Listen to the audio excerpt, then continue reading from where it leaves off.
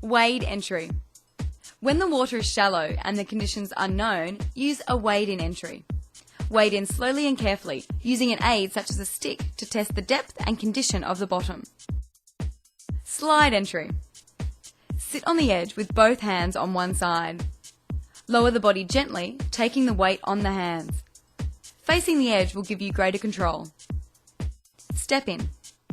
If water conditions are known, you can use a step in. Remember to flex your knees slightly to give when your feet touch the bottom. Look at the point of entry and step gently out from the edge. Compact jump. When entering deep water from a height, use the compact jump. Cover your mouth and nose. Hold your elbows in. Keep the body straight with legs together. Once underwater, tuck or pike the body to slow downward movement. A feet-first entry is safer than a head-first entry, especially if the water has floating debris on it. Compact jump with a personal flotation device. If you are required to do a compact jump wearing a PFD, remember to hold down the collar of the PFD at the front and pull it down. This will stop the PFD from slipping off over your head. Stride entry. Step out with one leg forward and one leg back. Lean forward with arms out to the side. On entering the water, press down with the arms and scissor kick the legs to keep the head up. Dive entry. A dive should only be performed when the depth is known and the area free of obstacles. Lock hands together and lock the head into position with the arms. Push off from the edge with your legs. Upon entering the water, steer up towards the surface, keeping the hands in the locked position. Shallow water stirrup. To assist a person to exit shallow water, move behind and support yourself on the side. Reach down and provide a stirrup with your hand. Instruct them to step up.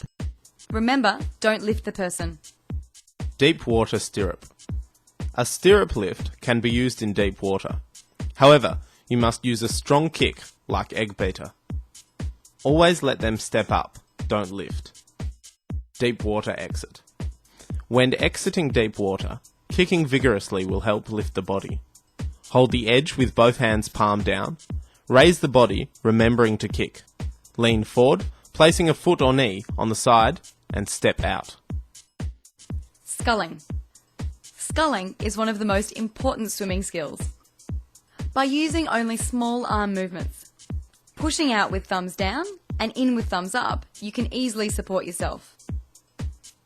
Survival sculling. By laying back and floating, sculling can be a useful survival tool. How long can you remain floating like this? Head first sculling. To move in a head first direction on the back, flex the wrist with fingers pointing upwards and perform a hand sculling action. Feet first sculling. To move in a feet first direction on the back, flex the wrist with fingers pointing downwards and perform a hand sculling action. Somersault. Body rotation skills are great for developing balance and control in the water. A simple somersault can be performed by tucking into a ball and leaning forward. Rotate your arms evenly by your side in a clockwise direction. Remember to blow bubbles out your mouth or your nose. Egg beater. Egg beater kick is the most efficient kick for treading water. It is called egg beater because of the pattern that is made by the legs as they drive alternately in a circular pattern towards the midline of the body. It is very smooth and provides great support and lift, with or without the use of arms. Practicing egg beater. When first learning egg beater, use kickboards for support. Kick with your right leg in an anti-clockwise direction. See the rotation you get. Kick with your left leg in a clockwise direction. Now you rotate the opposite way. After practicing, you can put both actions together. By kicking faster, you will gently lift your body up. Head first surface dive. A head first surface dive could be used in the recovery of a person in difficulty from underwater or escaping from danger. It should only be used when water conditions are known. Swim and without losing momentum, pull the arms wide. Bend at the hips, lifting both legs to a vertical position. The weight of the legs will provide the main force for submersion, but arms may be used. Feet first surface dive. The feet-first surface dive is useful when a slower, more controlled descent is required. For example, when there may be underwater obstacles. Remember, in deep water to equalise your ears. To perform a feet-first surface dive, kick vigorously and push down with both hands and then raise them above your head. Keep your legs straight and toes pointed and you will be driven towards the bottom. To return to the surface, push off the bottom. Survival swimming. If you're forced to swim in clothes, use a survival stroke. Concentrate on a slow action with a long glide.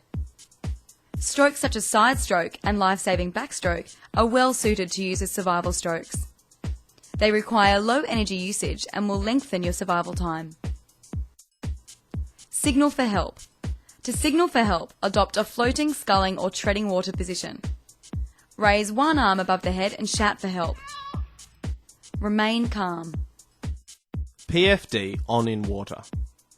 Place the PFD flat on the surface of the water with the inner lining facing upwards and the collar away from you. Place one arm into one armhole.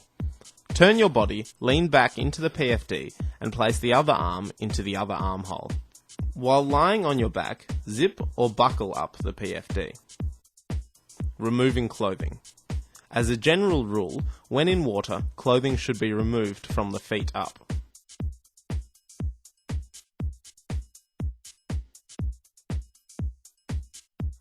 Undo trousers or skirts if necessary and gently remove them.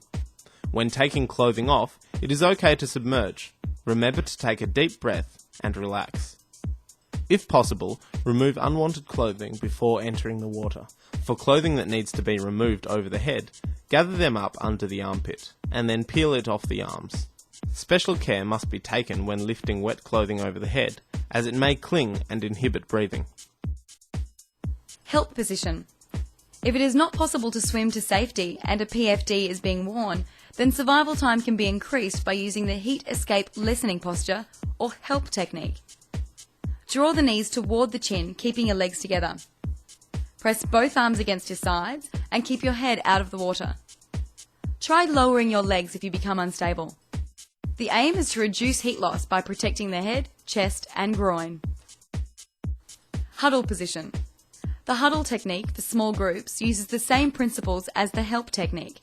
To assume this position, the group should huddle together with arms around the next person's back and draw the knees towards the chest.